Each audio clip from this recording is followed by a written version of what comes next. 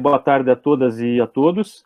Sejam bem-vindas e bem-vindos a este que é o segundo seminário da linha de pesquisa Intersub no ano de 2021, ressaltando que essa atividade ela deve prosseguir com a normalidade possível, né, durante o segundo semestre letivo da pós-graduação.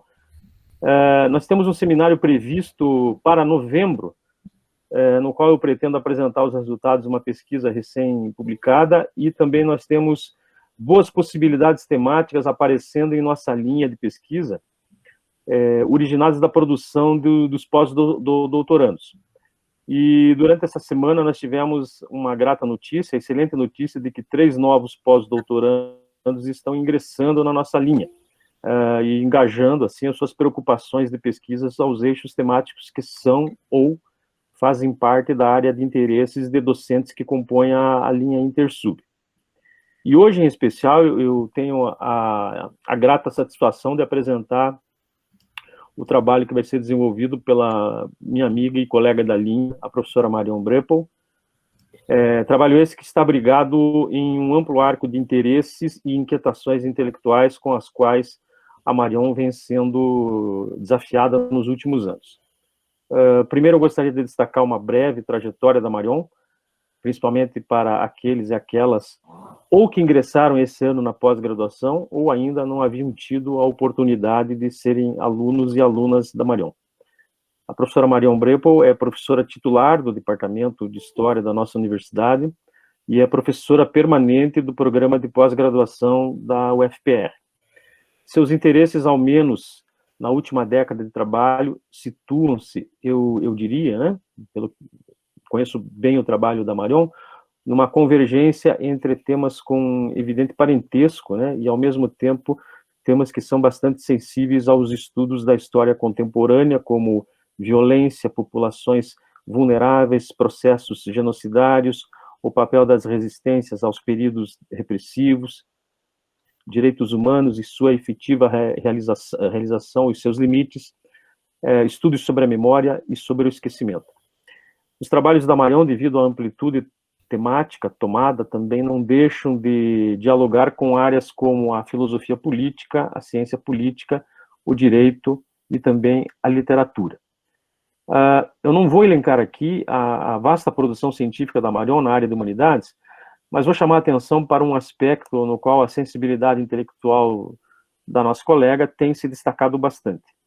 A condução na qualidade de coordenadora de projetos de pesquisa que conseguiram captar ou atrair recursos substanciais para a universidade e para o programa de pós-graduação, principalmente nessa época de vacas magras, digamos assim. Mas essa captação de recursos tem propiciado, ao mesmo tempo, a formação de redes intelectuais, de pesquisadoras e pesquisadores, cuja natureza é hoje, e esse é o aspecto positivo, né, é hoje transnacional. O que não deixa de ser uma contribuição bastante substantiva para a internacionalização do nosso programa. E eu cito 3 projetos que foram ou estão sendo coordenados pela Marion. O Pronex, de 2013, né, que é o projeto do Núcleo de Excelência, desenvolvido junto à Fundação Araucária, já encerrado, e que acabou gerando várias publicações científicas. O projeto Direitos Humanos e Políticas de Memória, com recursos captados no ano de 2017, junto ao CNPq, ainda em andamento, e também já com resultados bastante consolidados e frutíferos. E, por último, recém agora, né, o projeto Direitos Humanos e Populações Vulneráveis, com recursos também recentemente captados de emendas parlamentares, essas emendas parlamentares que são complementares ao orçamento da União. Pois bem, dito isso, o tema que a Marion irá desenvolver hoje leva o seguinte título: A Escolha Moral em Política, Resistentes à Época da Ditadura Militar no Brasil. Tratando-se ele de um tema que é, diria eu, um desdobramento bastante coerente das reflexões da Marion sobre repressão e violência, mas que também vem recebendo frequentemente especial atenção, sobretudo no âmbito dos projetos que ela coordena. Então, após a fala da Marion, eu vou procurar organizar aqui as inscrições dos presentes e das presentes que tiverem interesse em formular possíveis perguntas ou questões. Marião, muito obrigado, por gentileza, a palavra é sua. Obrigada, Marcos, pela apresentação, seguramente mais do que generosa, né? E eu vou apresentar hoje, principalmente os aspectos teóricos do meu projeto individual, né? Que é o projeto que eu estou desenvolvendo a partir da bolsa que eu recebo do CNPq. Mas ele é individual entre aspas, porque, na verdade, ele é fruto, né, do projeto que eu desenvolvo junto ao DIPOM e junto o DIPOM que recebeu, que desenvolve, então, pesquisa, né, a partir da verba do CNPq, esse projeto que o Marcos já citou, né, e que examina isso, que tem como objetivo o estudo da violência perpetrada contra as populações vulneráveis. E vocês vão observar que ele só poderia ser feito mesmo, né, a parte empírica, a partir da plataforma The Space, porque dificilmente eu encontraria as fontes que eu estou estudando não fosse, né, essa plataforma. Mas, embora eu vá citar 2, 3, talvez 4 perfis, né, dos resistentes, eu cito como exemplos, e vou citar de uma forma bastante rápida, porque, na verdade, eu gostaria hoje de discutir com vocês esta parte teórica que eu estou redigindo, construindo, com muitas dúvidas ainda, né? Discutindo e conversando com autoras. São 2 mulheres, uma delas é a Michelle Ansart-Dolan, que é esposa do Pierre Ansart, e já vou falando isso meio como uma provocação, porque ela é uma autora extremamente rica, muito densa, né, e por uma questão de gênero, sendo esposa, né, do Pierre Ansart, que é um autor também muito denso, ela acabou, digamos assim, ficando um tanto quanto menos famosa do que ele, né? E a outra autora que eu vou apresentar hoje é Hannah Arendt, que é muito conhecida de nós todas e que inspira muito esse trabalho.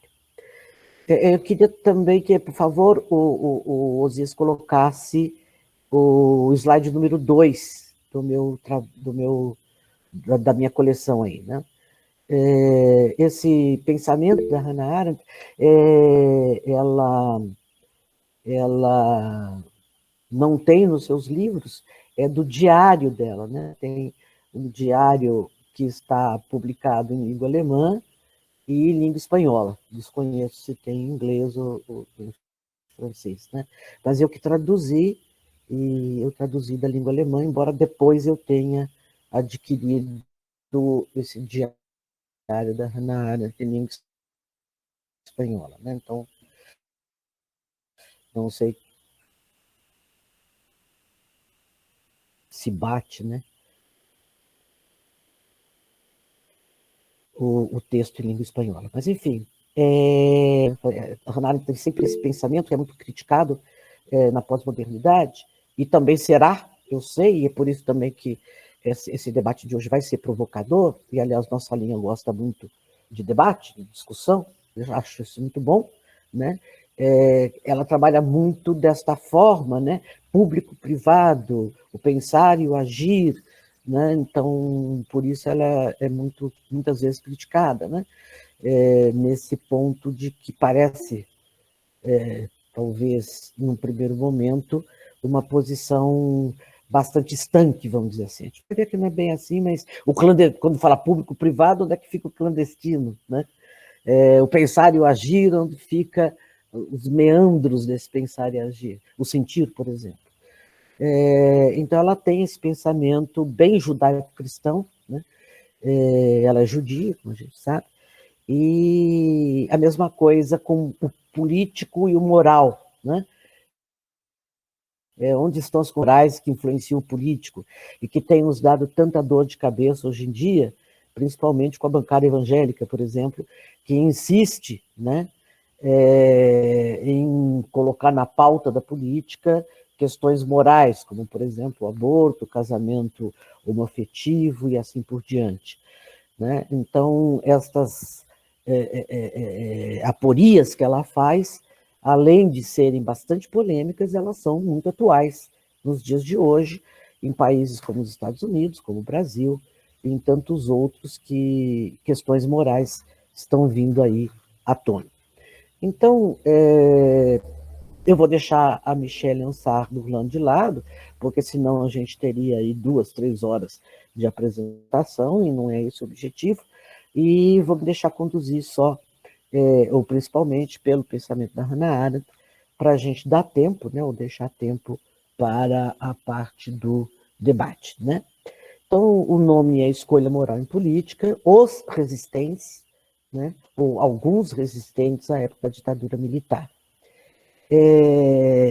Que é, então, um projeto derivado aí desse nosso projeto maior, que é as populações vulneráveis, né, atingidas à época da ditadura militar. Eu estou vendo, ou estou levando em conta, não tanto os atingidos, mas aqueles que escolheram, né, vir em favor, ou atuar politicamente em favor daqueles que foram atingidos, né,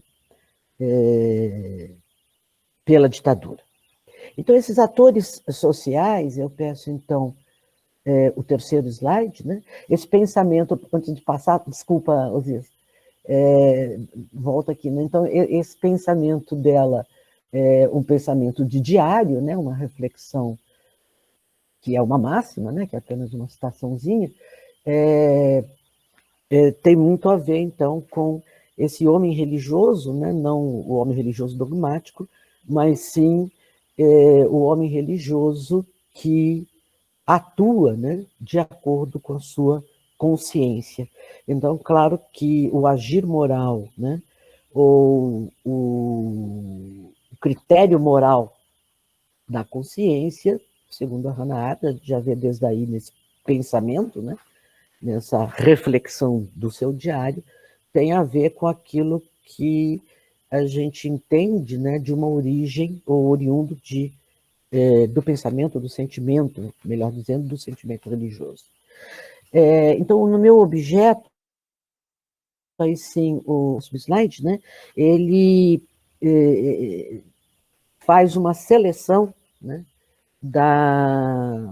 dentre os resistentes, que diz respeito não àqueles resistentes que atuaram, pelo menos não primeiramente, né, ou prioritariamente, em organizações políticas institucionalmente relevantes, né? Partidos políticos, OAB, ABI, organizações políticas desta natureza. Também não é o mais pobre, né?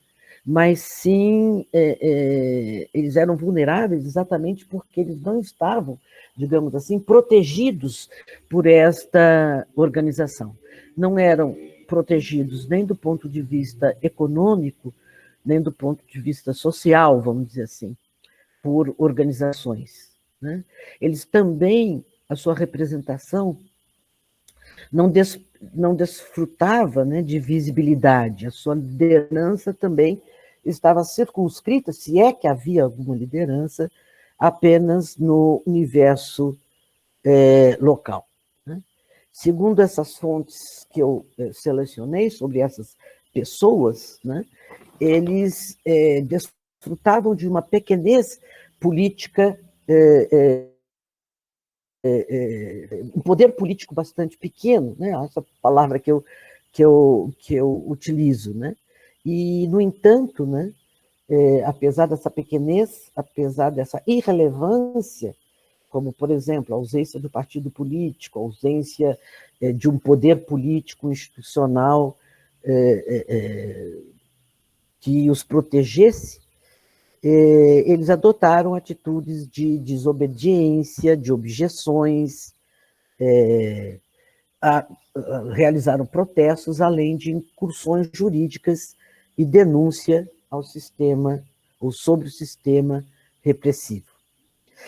Um autor que, primeiramente, na área de história, trabalha com isso é o Martin Brossat, né? Que depois eu vou falar sobre ele, e ele chama isso de pequenas objeções, né? No cotidiano de uma ditadura. Essas mobilizações empreendidas por essas pessoas se caracterizaram pelo que a Hannah Arendt chama, então, de coragem civil, né? Que, segundo a Hannah Arendt, se expressa pela disposição de agir de uma forma desprotegida institucionalmente e que se expõe, então, a controvérsias, fracasso e violência. Um texto que é mais conhecido da Hannah Arendt, né, do que esse da coragem civil é o de desobediência civil. Esse é bem conhecido por nós, né, e que se inspirou tanto no movimento estudantil dos Estados Unidos, bem entendido, quanto também no movimento por direitos civis, também norte-americano, né? Então, a desobediência civil foi um texto que ela escreveu tendo em vista um país democrático, né? Em que esse tipo de movimento ocorreu. Coragem civil, ela desenvolve tanto para os dinamarqueses, à época da ditadura alemã, né, da ditadura nacional socialista, como também para para a Dinamarca numa ditadura que era a ditadura nacional socialista. E os arantianos, alguns arantianos, como é o caso do Wolfgang Royer, para a ditadura da Alemanha Oriental, né? São duas vezes a Alemanha, né?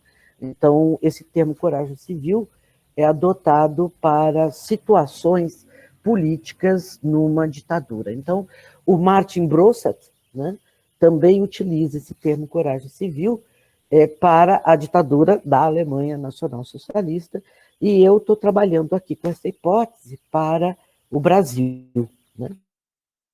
Ou seja, como a sociedade está esgarçada, né, do ponto de vista político, né? Ou seja, a sociedade civil está proibida de atuar, né? Suas instituições estão em suspenso, a imprensa, o partido, a livre organização e assim por diante. Então, é esse o termo adotado pela autora, né? A coragem civil é a possibilidade, a capacidade de organização ou do falar corajoso, apesar da proibição, né? Portanto, a ideia de desobediência também está presente, mas é mais amplo do que da desobediência civil, porque aí você não tem um sistema legal que o proteja, né? Então, trata-se de determinadas pessoas que não eram proeminentes, não estavam paradas, né, pela visibilidade da mídia ou de um cargo, e por isso as suas ações, né, exigiam muita coragem e desprendimento.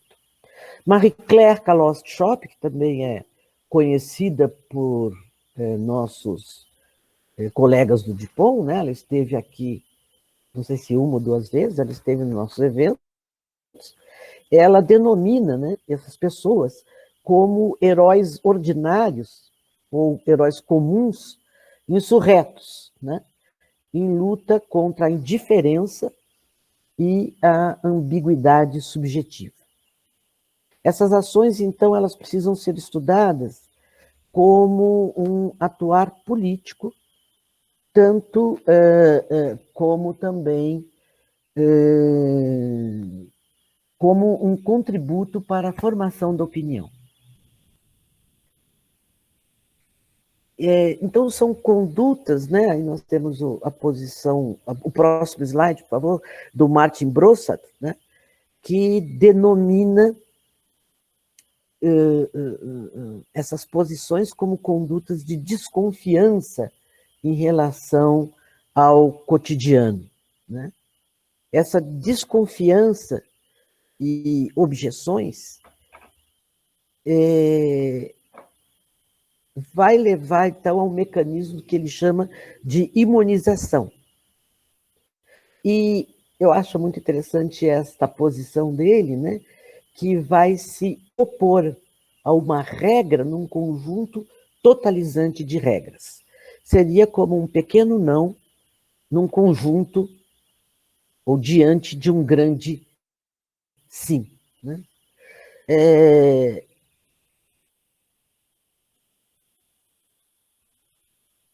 Por que eu cheguei a esse tema? Né? Não estou, de maneira nenhuma, como eu diria, né, a desqualificar as grandes organizações, os partidos. Esse é um tema bastante explorado, e eu até fiz, eu não vou citar aqui, né, no meu projeto, o número bastante grande de pesquisas sobre ditadura, tendo em vista o movimento estudantil, tendo em vista partidos políticos, e não é o caso de nenhuma forma, né, de desqualificar esses trabalhos. Mas por que eu estou... Pode interromper agora um pouquinho os slides, depois a gente volta a eles, né? Por que eu estou, então, a me preocupar, né, com essas pessoas que não têm filiação partidária, que não estão em organizações, mas que se transformaram em resistentes, né? Pessoas que aparecem do nada, e uma pessoa que eu possivelmente não estudarei, mas que foi assim, é o próprio Dom Paulo Evaristo Arnes, embora ele tivesse a proteção da Igreja Católica, né? Mas ele mesmo disse que no começo da atuação dele, do atuar político dele, ele não tinha nenhuma preocupação com política, né? O que o despertou para a ação resistente foi o dele ficar sabendo do sequestro das crianças na Argentina, não foi nem Brasil, né? Quando ele soube que os bebês dos subversivos, né, tinham sido sequestrados dos seus pais e eram dados em adoção. Então vejam como uma pequena questão, né, essa questão da objeção, a objeção de consciência, né, o levou então a atuar politicamente. Então uma pessoa que sai, né, do nada e atua em nome de uma causa, né, de uma causa que o incomoda. Então, por que um pouco falar de mim, né? O Marcos mesmo falou das minhas pesquisas. Se vocês forem olhar os meus artigos, né, os meus textos, vocês vão observar que por muitos anos eu estudei os colaboradores, né? Eu estive, e isso também me leva a uma aproximação muito grande com a Martha Huggins, que eu também trouxe aqui para a Federal uma vez, né? E tanto ela quanto eu conversávamos muito, foi uma boa parceira de papo, né? Porque tanto ela quanto eu estávamos bem preocupados durante muitos anos com um dos livros dela, se chama Os Operários da Violência, né? Não tanto com o grande criminoso, né? Com o Geisel, com o Figueiredo, gente assim, mas bem mais com os facilitadores, com os colaboradores, com os divulgadores da violência, né? Então, hoje, se eu estivesse pesquisando no mundo atual, estaria bem mais preocupada com os bolsonaristas, né, que estão aí nas redes sociais, distribuindo aí essas mentiras horrorosas contra a vacina, né, com essas divulgações, né, contra a vacina, contra o Haddad, né, na época da campanha, as bases sociais, então, favoráveis, né, ou cooperadoras do sistema autoritário. Então, dentre outras aportes teóricos, sugestões teóricas da Hannah Arendt, por isso mesmo, né, desde minha tese de doutorado em diante, tanto na ditadura alemã quanto na ditadura brasileira, eu me identificava muito com esses personagens, identificava não, pelo amor de Deus, não me identificava, queria estudar esses personagens, tanto assim que isso me levou muito para perto, né, de estudos relacionados ao Eichmann, né? Tanto é que acabei fazendo um evento, né, organizando um evento sobre o Eichmann, né, que se chama Eichmann em Jerusalém, 25 anos depois, né?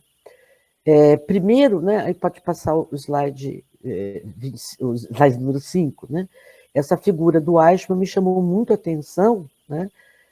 Porque ele dá esse exemplo, né, de que o colapso moral, né, a que se viu submetida a Alemanha nazista, quando ocorreu, né, o nacionalsocialismo, não se deu apenas pela figura criminosa, né, do Göring ou do Hitler, claro que sim, né, isso também, mas também em virtude disso que eu estou chamando aqui de facilitadores, dos colaboradores, né, dos que tornaram viáveis os campos de concentração, daqueles que iam às ruas, né, para os comícios, daqueles que levantavam as bandeiras e assim por diante. Né? O outro motivo, porque no livro Eichmann em Jerusalém, da Hannah Arendt, né, como nós sabemos, ela joga pela primeira vez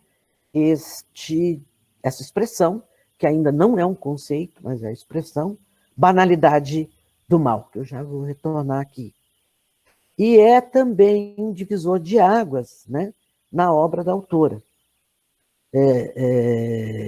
Primeiro porque ela foi escrachada, né, pela imprensa, pela esquerda, pela direita, e principalmente pela comunidade judaica.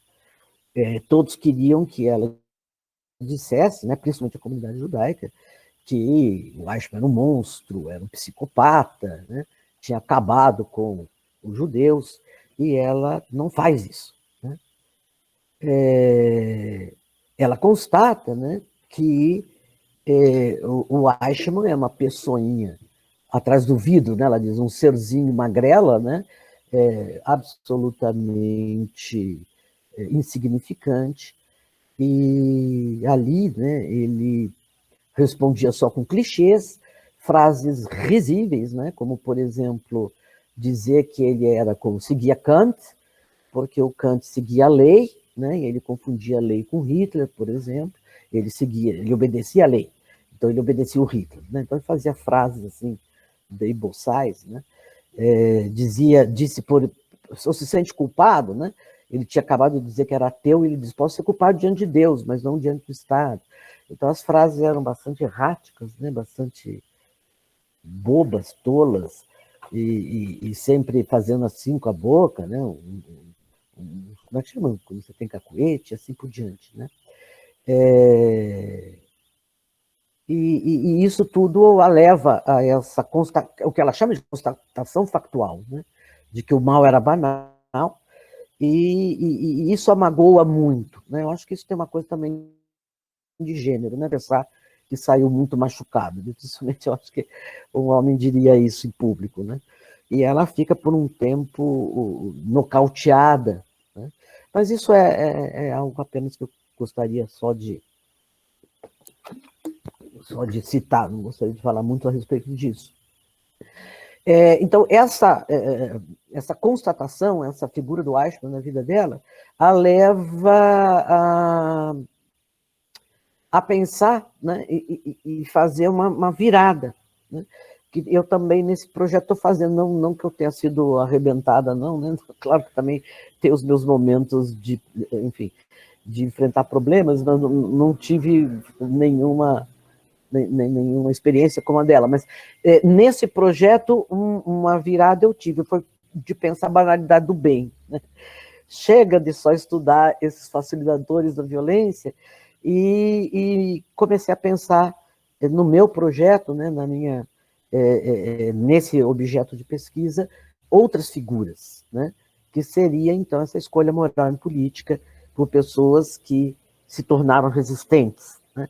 Então, segundo a Betânia Assi, né, que é uma estudiosa brasileira de Hannah Arendt, ela foi orientanda do Jerome Kohn, a quem a Hannah Arendt deixou, né, a incumbência de trabalhar com os documentos, com os textos dela. Havia uma relutância, né, de Hannah Arendt,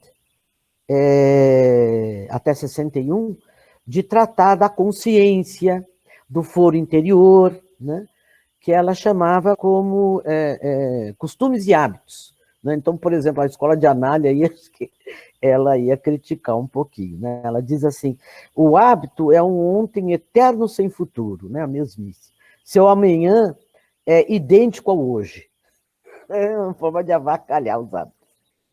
Algo que ela via como um tema que não despertava muito a atenção, né? Ou algo que ela visualizava como um limite para a ação. Então, consciência para ela ou era costumes e hábitos, ou algo que ela visualizava, né, como eu disse, como um limite para a ação. Então, eu acho que o próximo... como é que chama? O próximo slide, né, já vai falar disso. Então, de fato, né, ela vai mudar e vai pensar exatamente essa questão da moral, né? Os textos de 60 a 70 fazem esta virada, né? E, de fato, né, a consciência de origem religiosa, mais das vezes a religião é dogmática e tirânica, né, como ela diz, incute no homem muito mais o que não fazer. Seja por temor a Deus, né, eu não vou comer carne na sexta-feira da paixão, ou pelo menos para ficar em paz consigo mesmo, né?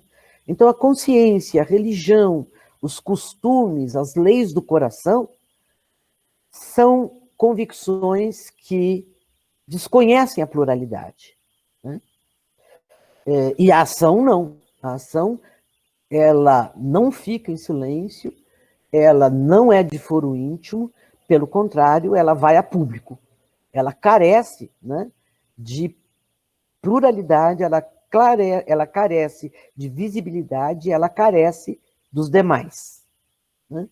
Porém, como eu disse, né, no julgamento de Eichmann, a gente pode observar que o não matarás transformou-se, né, no nazismo em matarás. E a barreira moral se esfacelou. E os nazistas haviam ultrapassado todas as barreiras morais, desconsiderado todas elas. E o mal humano ali não gerou nenhum remorso. As pessoas empilhavam, né,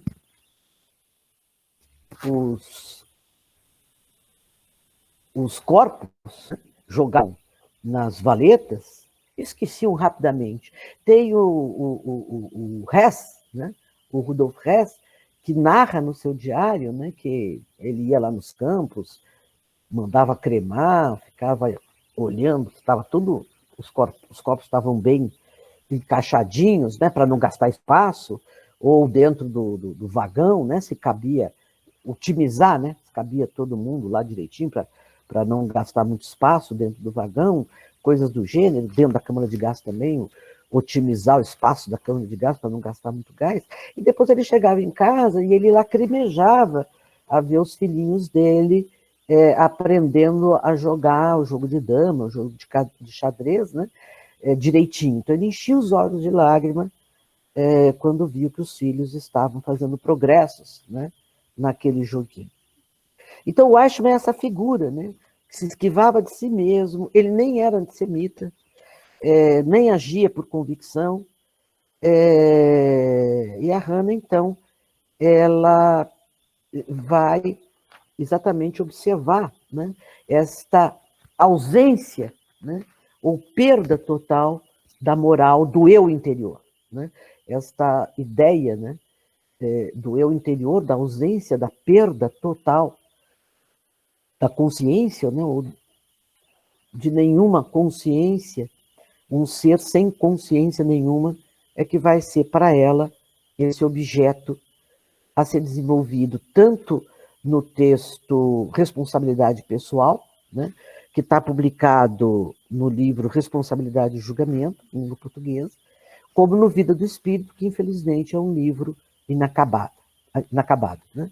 Então ela que em 57, para quem leu o Condição Humana, né, se opunha tanto ao enobrecimento do self, da vida interior, sublimando esse aspecto da vida, né, dizendo que era um aspecto da vida contemplativa, da vida religiosa, ou que era importante, ela nunca deixou de levar em consideração a vida religiosa como algo que era importante, mas era do aspecto da metafísica, ou do aspecto da intimidade, que ela também considerava importante nas relações interpessoais, como amor, por exemplo.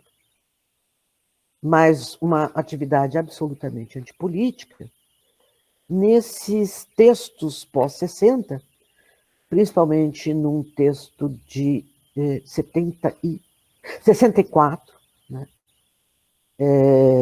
ela vai levar em conta, ou se preocupar, né, com a questão do aspecto da vida interior e daquilo que ela chama, então, de consciência.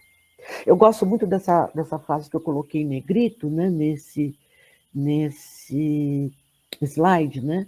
No centro das considerações morais da conduta humana está o self, no centro das considerações políticas está o mundo, né? De novo, né? Estas aporias com as quais ela gosta de trabalhar, né? O eu interior agora. E onde que ela vai procurar esse eu interior, pelo menos para o bloco ocidental, né? Ela faz aí próximo, não sei se é o próximo slide, eu acho que sim. Sim. Então, assim como na fenomenologia da vida ativa, que está na condição humana, né? Está presente a nossa visibilidade, a nossa publicidade, a nossa comunicabilidade, né? Ou seja, o centro da vida política é o mundo, e por isso nós saímos, né, da vida privada, da esfera da nossa vida interior, e o que importa é o mundo das aparências, né? Então, não importa muito, e ela sempre diz isso, né? Se ela estivesse no Brasil e visse aí o Marcos Feliciano, esses caras horríveis, né?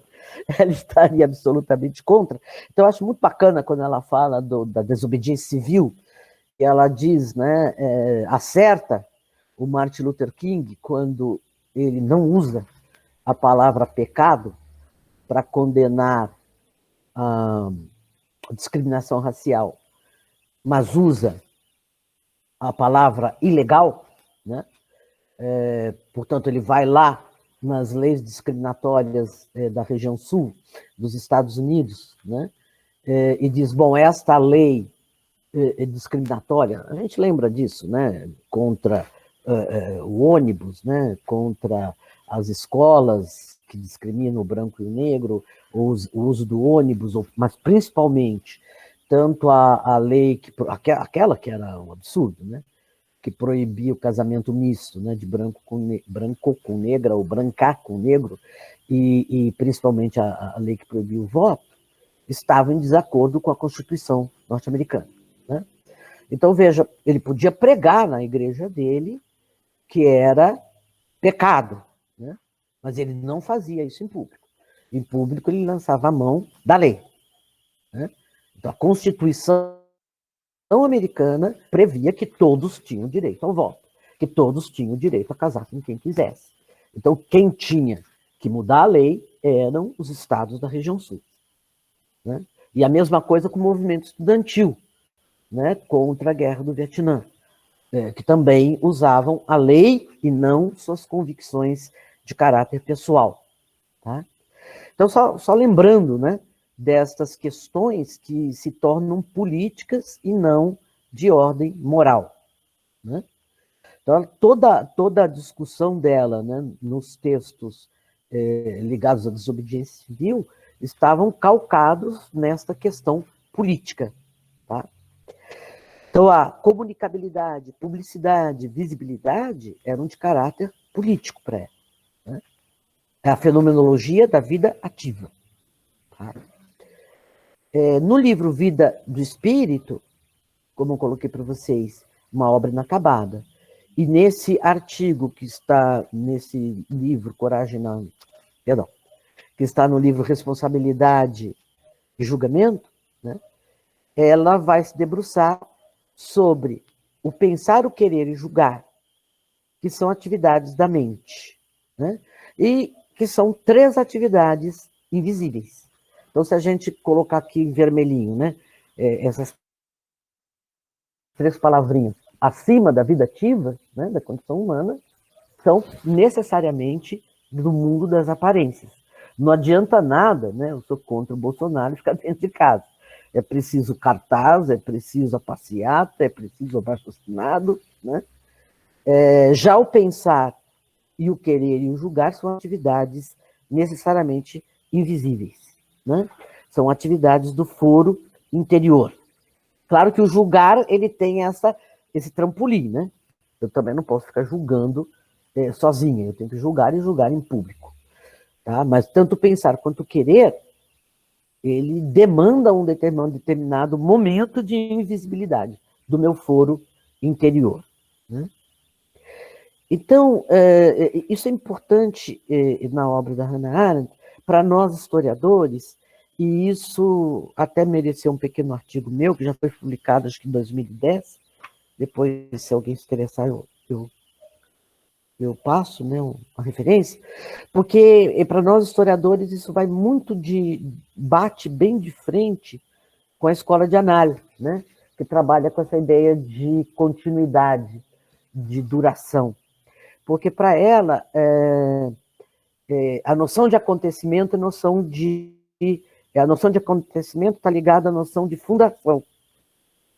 Ou seja, há acontecimentos que fundam determinadas tradições, e tradições estas que se caracterizam como novas e que são exemplos, né? Então, vou dar um exemplo para vocês, a polis, né? Então, a polis fundou a política no mundo, né? Até hoje nós temos a eclésia, né, a assembleia, onde as pessoas são tidas como iguais e votam e argumentam, e aí nós temos a tradição da democracia. Claro que, né, muito imperfeita em determinados países e mais consolidada em outros, né? Dinamarca, já que eu estou falando aí da coragem civil na Dinamarca, à época do nazismo. O totalitarismo. Nós não estamos livres de maneira nenhuma, né, dos riscos do totalitarismo. A desobediência civil, que se fundou, né, com Mahatma Gandhi, se consolidou nos Estados Unidos com o movimento da desobediência civil. A resistência, né, que se inicia na Revolução Francesa, mas que se afirma, né? Eu falei da resistência, né? Que se inicia a ética da resistência com a Revolução Francesa. Então, é isso que ela chama de tesouros, né? Perdidos, que aí também num texto muito lindo sobre o Walter Benjamin, ela vai chamar de pérolas, né? Que estão escondidas no oceano e que os historiadores, somos nós, vamos buscar. Né? Temos o dever de buscar. Então, um outro acontecimento agora que chega ao âmago da minha reflexão aqui para o meu objeto, né? E ela vai identificar, então, em Jesus de Nazaré. Então, ela faz questão de chamá-lo de Jesus de Nazaré e não Jesus o Cristo, mas os nazarenos, vale dizer, o Jesus histórico, tá? E aí, Jesus de Nazaré, que ela vai identificar um acontecimento, né, como fundação de algo novo no mundo, que seria a moral positiva e não a moral negativa que nós tanto conhecemos, do tipo, né, não comer carne de sexta-feira, não matarás, que os nazistas mudaram um bocadinho, né, ou não, o que mais que a gente faz? Não cobiçar a mulher do próximo, principalmente se o próximo estiver próximo, né? O que mais? Não mentir, né? Não roubar, não xingar as pessoas, assim por diante, que é, afinal, aquilo que nos dá essa consciência moral, né? Ela identifica, então, a moral positiva, né? A negativa, a consciência do que não fazer, que eu acho que é óbvio, a gente continua tendo, né? É bom que tenha, é bom que tenha, mas sim a moral positiva, que seria a consciência do que fazer. E que Jesus é que introduz no mundo. E que eu uso como essa expressão, a banalidade do bem. Né? E que ele introduz, então, como a ação do que é bom. Nem na polis grega, nem na Roma antiga, eu estou com muita tristeza que a Renata não esteja aqui, mas se a gente lê, e eu leio com muita atenção os textos romanos, né, a gente se lembra que não havia problema nenhum para os romanos matar a filha, né, o bebezinho, se a primeira filha fosse do sexo feminino, né? E não havia nenhum problema em relação a isso. Ah, mas nós temos a Bárbara, que está aí. Ela pode me corrigir depois, né? Não havia nenhum problema também com justiça social. Né? Na Grécia não havia nenhum conceito de justiça social. Afinal, o escravo podia ser escravo porque ele preferiu a vida, né, do que morrer lutando. Então, ele merecia ser escravo.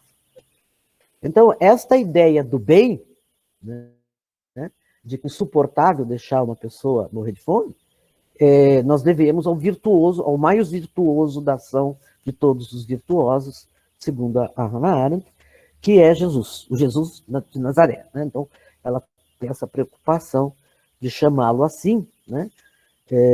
Exatamente por levar em conta que a filosofia não trabalha com a metafísica, e sim com a história. Né?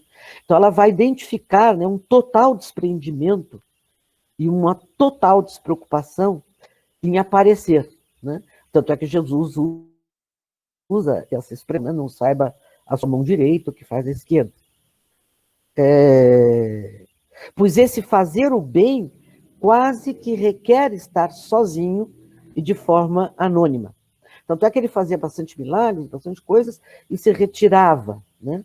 Fazia tal coisa e se retirava. Não importa para ela o aspecto religioso, mas sim o que o fazia fazer dessa forma. Que era o querer. Não tinha outra motivação para agir daquela forma, a não ser o querer. Né? Nem fundar a religião cristã ele fundou. Né? Quem fundou foi o Paulo Apóstolo, como o cristianismo muito bem nos ensina. Né? Então, ele saía para fazer o bem, né, e depois se retirava. Ele era judeu, portanto, era filho de uma tradição extremamente antiga, de tradição abraâmica, que não era dele, que incutia nele, o Jesus histórico, o fazer a promessa, né? Então isso vem de Abraão, aí o hábito, né, de fazer promessas, e o perdão também ele inaugura no mundo, não o perdão intimista, né, que daí os puritanos gostam muito de... Não, eu estou com saudade dos puritanos, né? Depois do Marco Feliciano, a gente começa a ficar com saudade dos puritanos. Mas o perdão de Jesus não é um perdão puritano, mas quando ele fala 70 vezes 7, né? Se não me engano é isso, 70 vezes 7? Sim. Como condição para a continuidade da ação. Né? Então a gente tem que perdoar para continuar agindo no mundo, porque os homens erram, né? E, finalmente, a desobediência, porque é uma seitazinha pequena, né? Eu estou falando seita no sentido sociológico, né? Não no sentido pejorativo. É uma religião pequena, né? O judaísmo, né? Não é o cristianismo, é o judaísmo. Perto do enorme Império Romano e que desobedece o Império Romano. Tá? E, sobretudo, a vontade, né? O que ele diz? Você quer me seguir, você me segue, faça o que eu faço, me imite e não se preocupe com o dia de amanhã. Né? E a vontade aqui em tudo diferente da causalidade. Eu acho que... Ainda tem o tempo, Marcos? Ainda estou com tempo? De 5 a 10 minutos. Já estou chegando no fim. Tá, mas eu ainda tenho que citar os exemplos. Espera um pouquinho. Então, a vontade, né, em tudo diferente da fatalidade. Né? Então, essa questão do messiânico, que também o Walter Benjamin vai explorar, né, tem uma raiz comum com a Hannah Arendt, que é o teólogo Scholem, né, o Gerson Scholem. Essa ideia do tempo cairológico, né, que é a vontade de interferir e mudar. Então, em termos secularizados, esta voz do além da consciência, né, que vem de Deus, passa a ser, então, esta voz, né, do querer fazer o bem. Então, eu acho que mais um, como é que chama?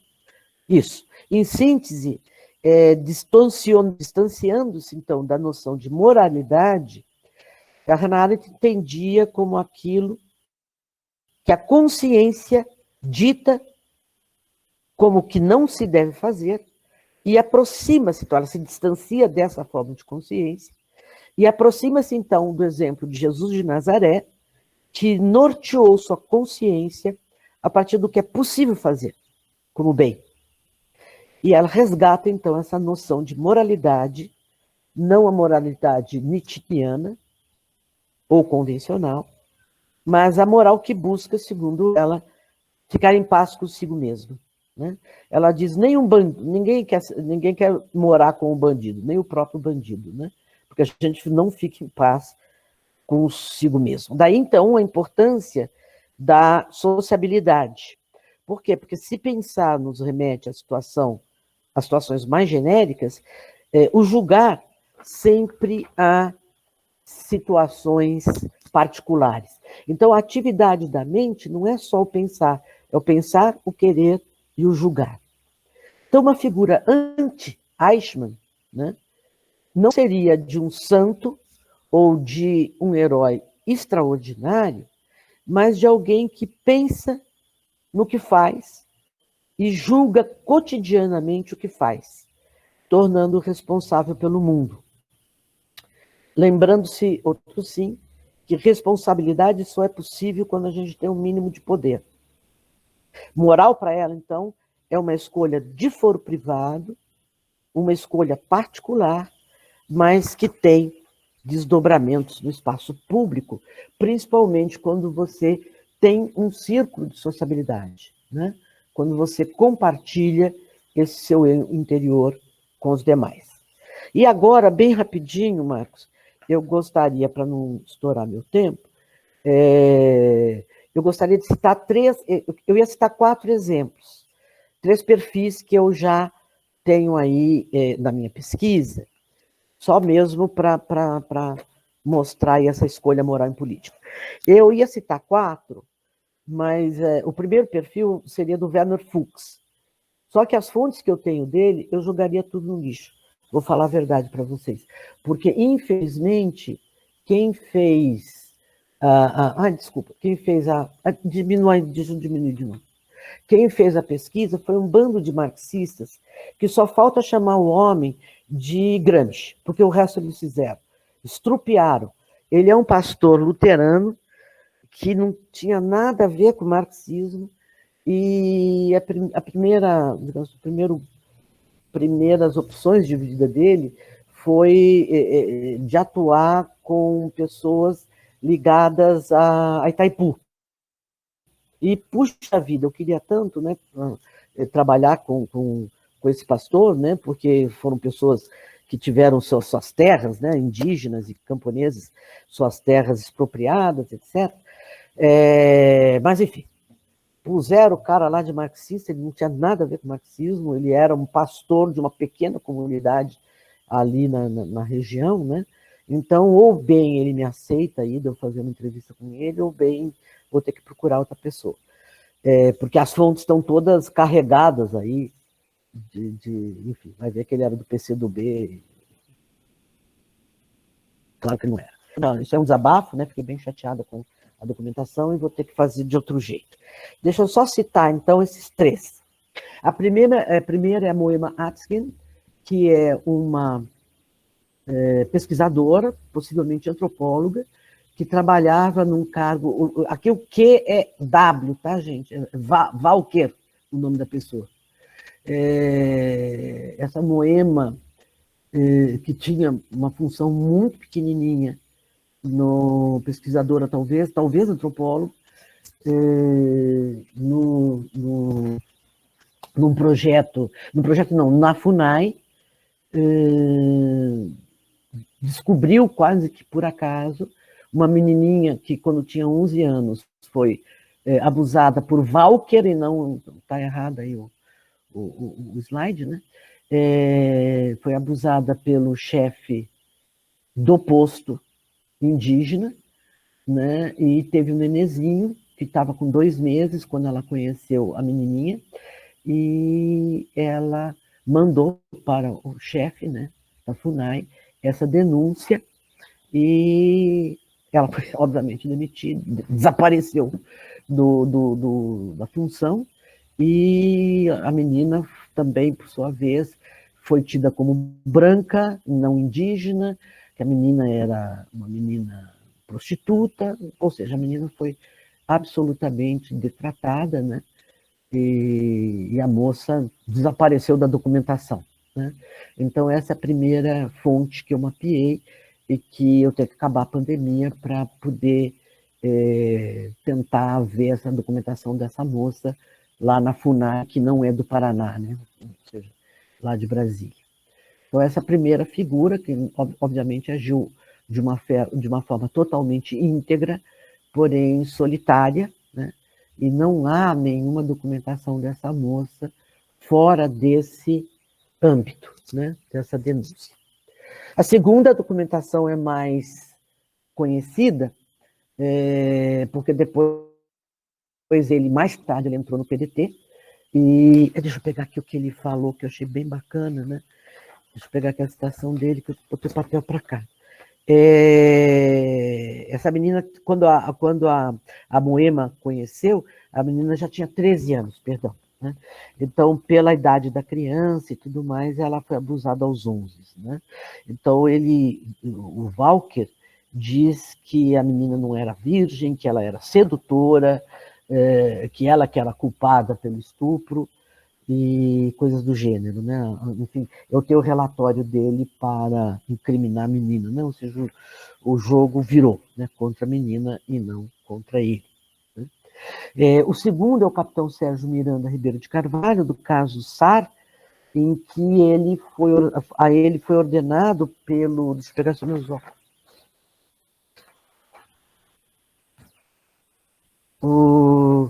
O brigadeiro João Paulo Moreira Burnier tinha o plano de explodir o gasômetro do Rio de Janeiro e dinamitar uma represa e também jogar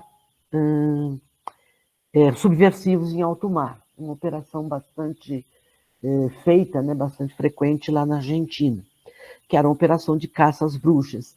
E essa explosão seria atribuída aos comunistas, né, aos subversivos, como ação terrorista, e o capitão Sérgio, que seria, então, responsável por essas práticas. Ele disse que não concordava e que ele não ia fazer enquanto ele estivesse vivo. Aquilo não ia acontecer e que ele não ia ficar calado. E isto teve como consequência não só que ele fosse preso, como ele também fosse demitido, fosse transferido e perdesse todos os seus cargos na figura de capitão, né? A sua patente de capitão. E ele só foi readmitido ou reconhecido todos os seus prejuízos no ano... Ai, meu Deus. Bom, bem para cá, tá? Isso aconteceu em 68, e acho que foi nos anos 90 que ele teve a sua... Acho que foi com a Comissão da Verdade que ele teve a sua causa ganha, né? Ou seja, que ele foi indenizado. E eu gostei muito da frase dele, né? Porque ele disse assim que ele não concordava em ser anistiado, porque quem cometeu o crime não foi ele. Anistiado é para criminoso, e ele impediu o crime, e não o caso dele ser anistiado. Uma frase bem bacana que eu não estou achando aqui agora. Diz assim: anistia-se quem cometeu alguma falta. Eu não posso ser anistiado pelo crime que evitei. É a frase dele, né? E, finalmente, Jéssico Puttkamer, que também eu vou precisar ir para Goiânia, né? Porque existe um memorial desse fotógrafo. Ele é um fotógrafo, ama o povo indígena, dedicou toda a sua vida, né, a fotografá-los. Ele é alemão, e teve, coitado, foi preso na Alemanha na época da ditadura nazista e depois dedicou toda a sua vida ao Brasil, a fotografar os indígenas. Mas o que eu quero mostrar para vocês é 1 minuto e meio, Marcos, que ele ficou escondido, né, debaixo, bem escondidinho, e filmou a formatura da Guarda Rural Indígena, que era um destacamento de indígenas treinados para torturar indígenas. Tá? E ele ficou com tanto medo que ele pôs o nome desse pequeno filme, que eu editei para 2 minutos, como Guarda Rural Indígena, ele botou o nome Arara, para não roubarem, porque era, obviamente, proibido fazer esse tipo de filme. E só vou mostrar o filme, e com isso encerro a minha fala, e a gente parte para o debate, tá bom? Um minutinho. O Jéssico Puttkamer é conhecido só como fotógrafo, mas não como alguém que denunciou a ditadura, e principalmente de como a tortura era treinada e tornada pública, né? Só que eles não queriam que filmasse. E ele filmou. Um pouquinho. Estão vendo? Já começou aqui, estão vendo? Sim, estão vendo. Então tá. Sim. Tá mudo, é um filme mudo, claro, porque ele fez. Eu quis deixar. É em Belo Horizonte. Olha aqui, ó. É o indígena, cerimônia de formatura da Guarda Rural Indígena. São 2 indígenas carregando indígena no pau de arara, né?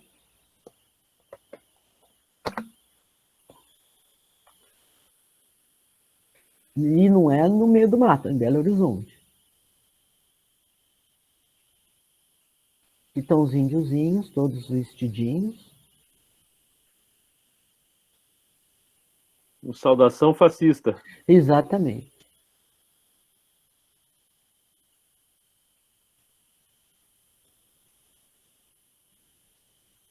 Segurando a arma, cheio de gente.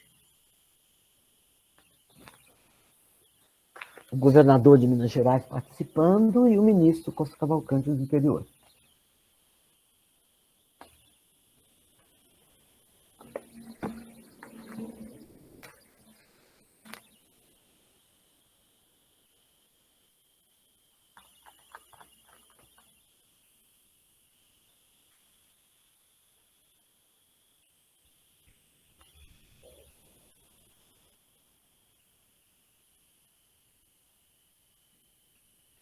Olha lá, os índios aprendendo como levar, né?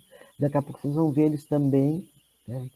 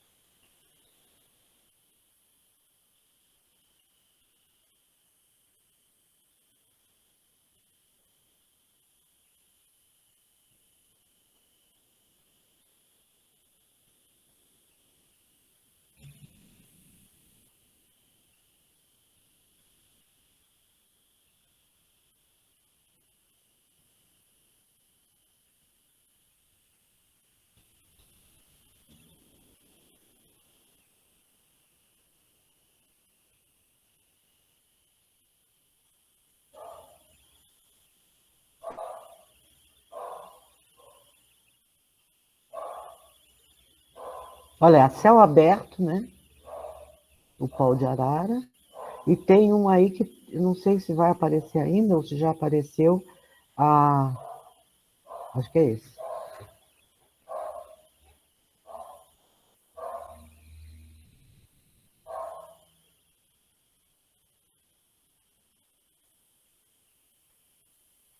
Olha isso aí. Tá vendo?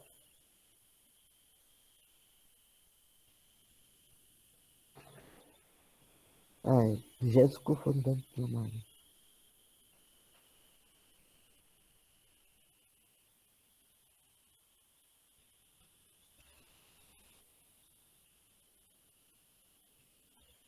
Então esse acabou, gente.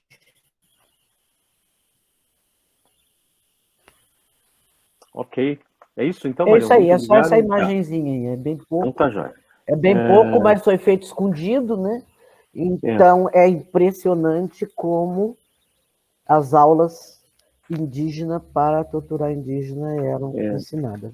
E lembrando que essas imagens elas estão no acervo de Space também, né? Na nossa plataforma digital Cidadania, Violência e Direitos Humanos. Uhum.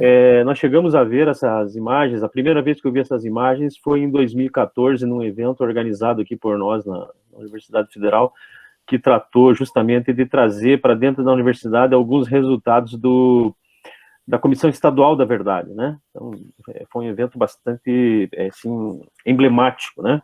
Porque era a primeira vez que alguns resultados da Comissão Estadual da Verdade estavam sendo divulgados no âmbito acadêmico. Mas, de qualquer forma, eu queria parabenizar a Marion, né, e expressar o meu agradecimento pela fala, pela exposição brilhante da situação de pesquisa que ela está desenvolvendo, e gostaria de deixar a palavra aberta agora para aquelas pessoas que quiserem se inscrever.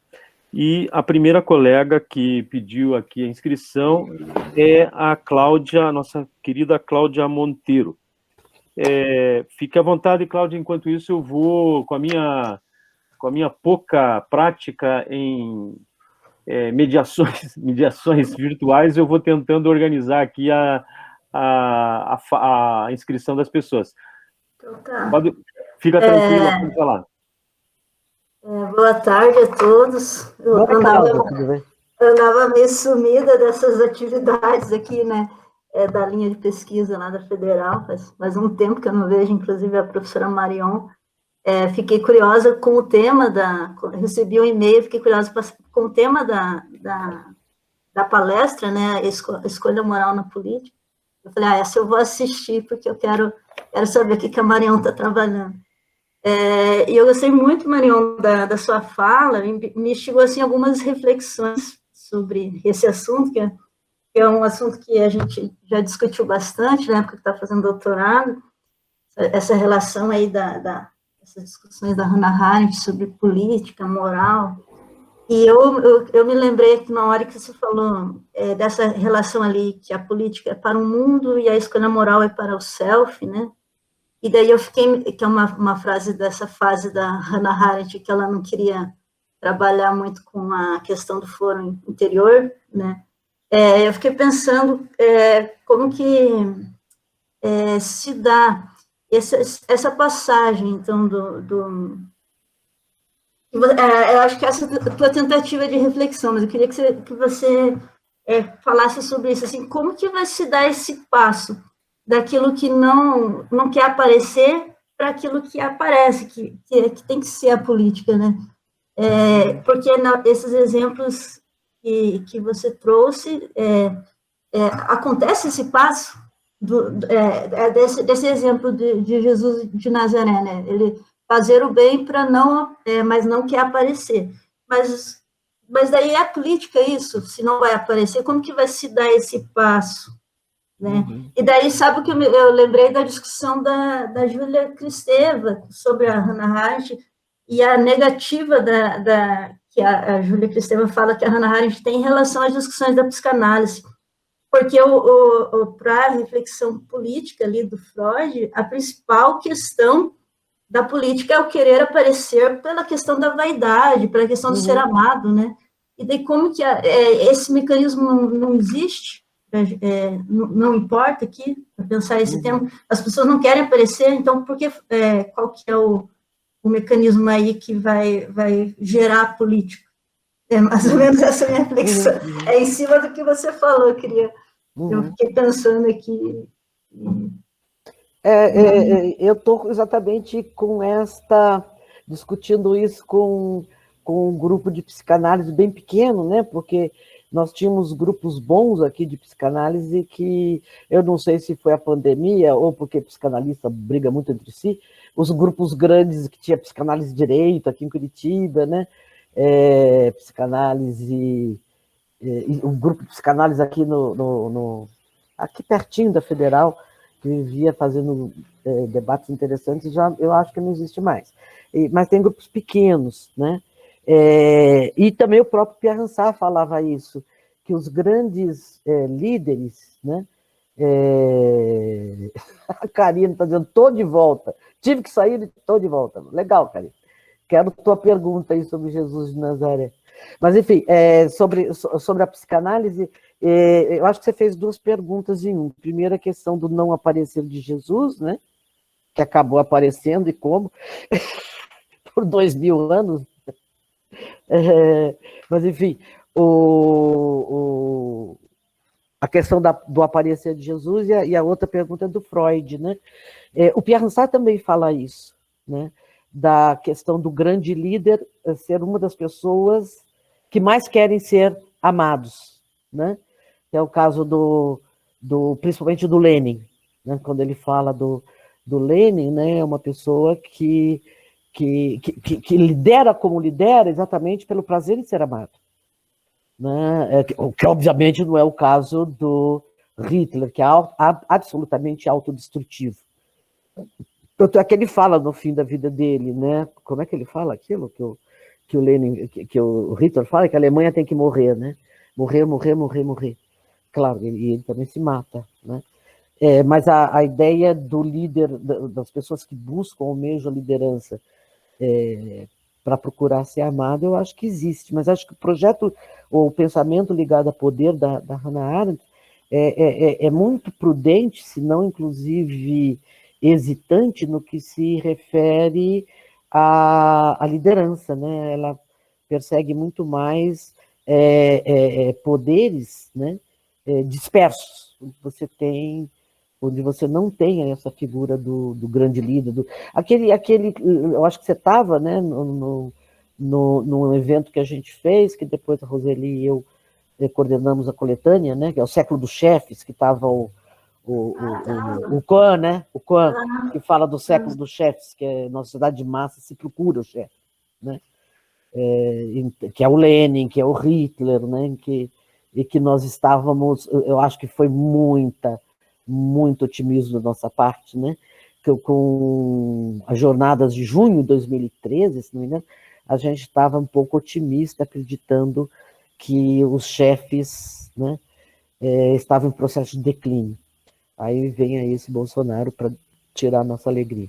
Mas, enfim, eu acho que a ideia de chefe é uma ideia que tanto Freud quanto Weber quanto Hannah Arendt vem com muita hesitação, se não pessimismo, né? E o Freud vê também o chefe com certa vaidade. Porém, né, num dos textos últimos aí do Freud, ele tem um pensamento que me agrada muito. Ele diz assim, olha, a consciência, né, diante do inconsciente, das pulsões, dos ódios, né, é uma faísca perto do fogo, né? Porém, é tudo que nós temos para apostar, não usa a palavra apostar, mas é algo semelhante a isso, para criar civilidade, né? É o que nós temos para que a civilidade aconteça. Eu acho que é essa consciência que Freud fala, que está próximo também ao que a Hannah Arendt está colocando, né? Ou seja, né, o consciente do Freud, que seria exatamente a busca de civilidade contra a pulsão destrutiva, né, e a consciência que a Hannah Arendt está falando aí, do eu interior, que age de uma forma, né, a fazer o bem, e não se deixar levar pela pulsão, né, ela não usa esse termo, porque realmente ela não tem muita simpatia, né, pela psicanálise. Nesse sentido, eles podem se aproximar, ao meu ver, né? Mas aí esse não querer aparecer desse bem, ele acaba sendo muito silencioso perante o querer aparecer da vaidade desses líderes. Exato. Uhum. E daí, por isso que... Uhum. Porém, né, o próprio Jesus, que não queria aparecer, à medida que ele desobedeceu o Império Romano, ele acabou criando uma forma de política que é a da desobediência, né? E abre o caminho da resistência também, né? Então, Você tem... Por isso que a gente fica assim, quando a gente lê, né, a história do cristianismo, a gente fica impressionada como Paulo Apóstolo fala, obedecer às autoridades. Quem manda obedecer demais é porque sabe que estão desobedecendo, né? Porque você tem aí a figura da perseguição ao Império Romano, do Império Romano a um tipo de religião, que é uma religião, obviamente, não só... Se os judeus, né, estivessem só adorando um deus aí, né, o deus monoteísta, e ficassem lá com as idiosincrasias deles, até aí tudo bem, né? Mas o pior de tudo é que eles estavam distribuindo bens. Né? Esse era o problema. Então, de novo, a gente não está discutindo aqui uma questão de fé, mas uma questão de distribuição de bens que, obviamente, ia ao encontro de qualquer possibilidade de império. Né? Então, eu acho que tinha a ver um pouco com isso, não aparecer, era absolutamente contrário, né, ao aparecer do imperador, e também a forma de distribuição de renda, de distribuição de bens, era completamente contrária à forma de distribuição de riqueza da época, né? Agora, essa questão entra no mundo, é isso que ela coloca, né? É uma tradição que entra no mundo que vai se modificar. Mas a tua pergunta eu anotei aqui porque eu acho que a gente tem que aproximar, né? Aproximar as conquistas da psicanálise e essas questões que ela levanta.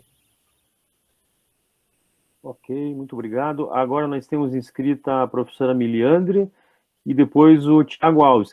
Você prefere uma pergunta, assim, uma intervenção de cada ou mais de uma intervenção? Acho que uma intervenção de cada é mais tranquilo daí para responder, né? A não ser que sejam perguntas que se aproximem, né? Uhum.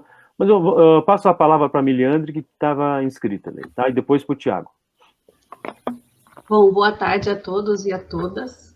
Primeiramente, queria agradecer muito a Marion, que a fala dela é sempre muito inspiradora, principalmente também para mim, que estou sempre estudando ou pessoas que colaboraram e agora a resistência.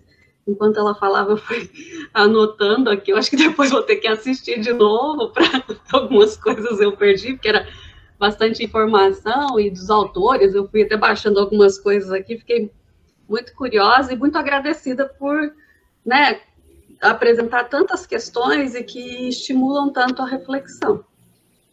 A minha questão, na verdade, eu tenho algumas questões, vou tentar sintetizar aqui.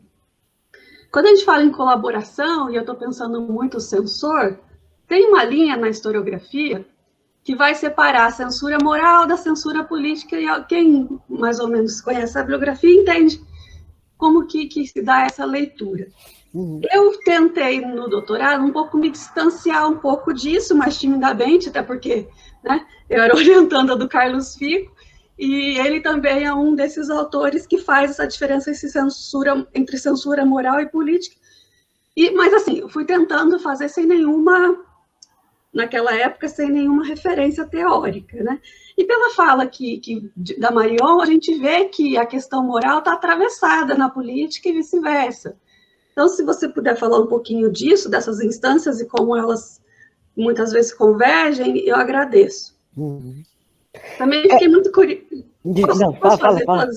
Muito curiosa com esse fotógrafo que a Marion apresentou, nunca tinha ouvido falar.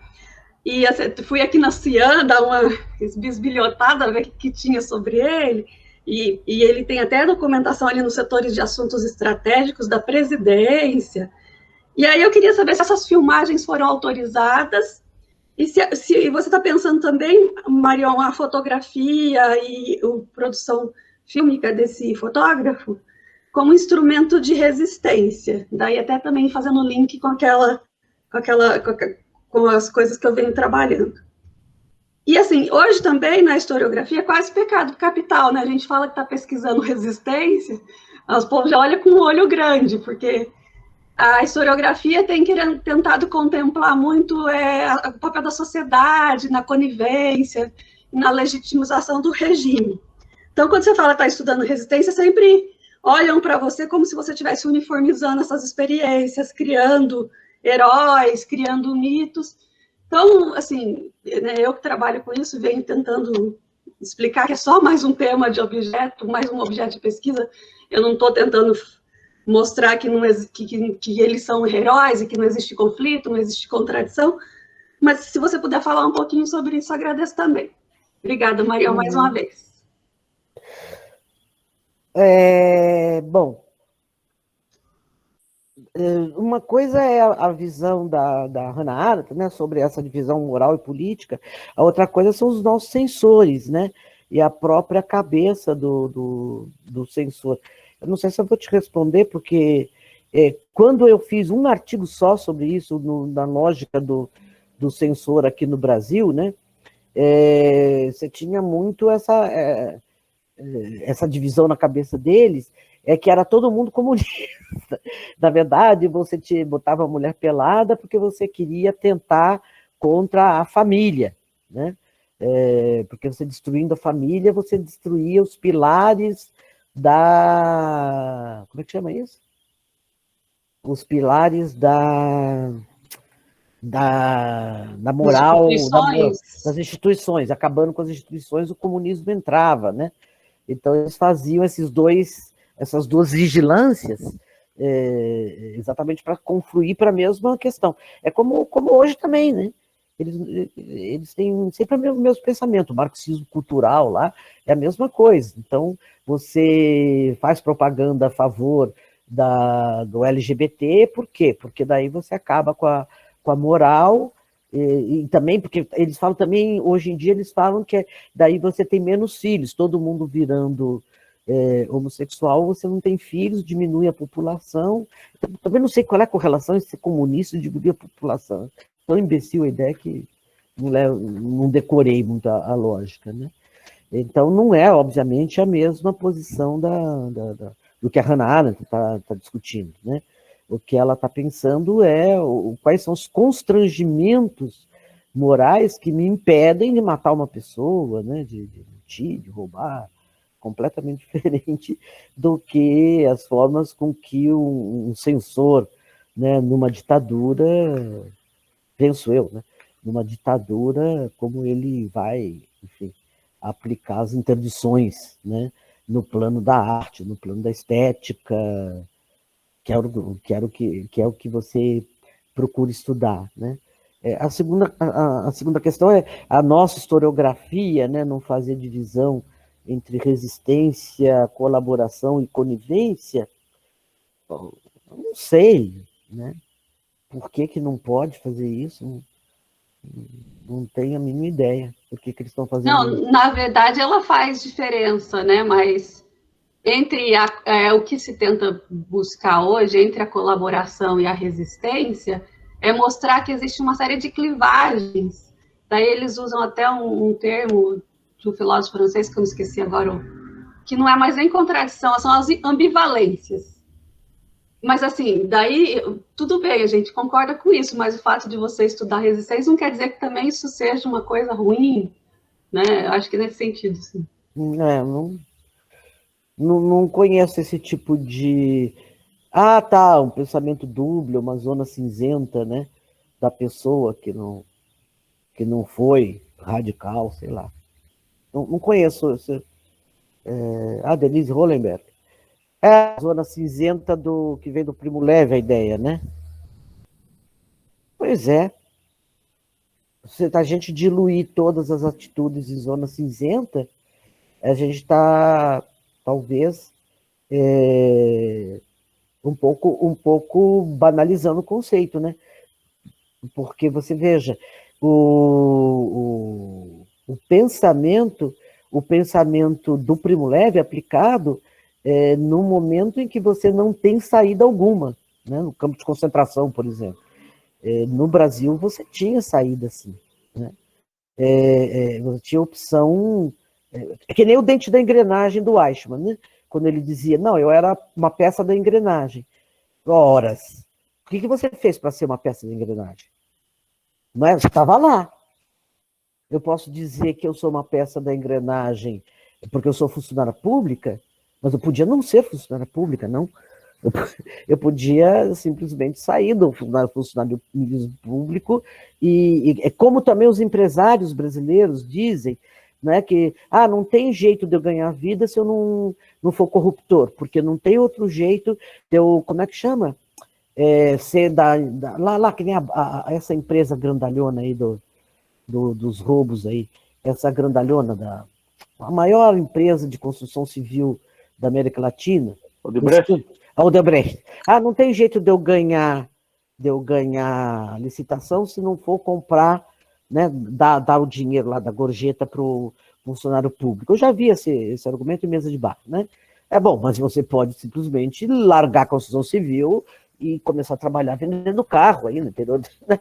Para vender carro, não sei, eu não entendo todo negócio, nem sei, mas vender carro para particulares, percebe? Então, quer dizer, eu sou dente da engrenagem porque eu estou dentro desse negócio, né?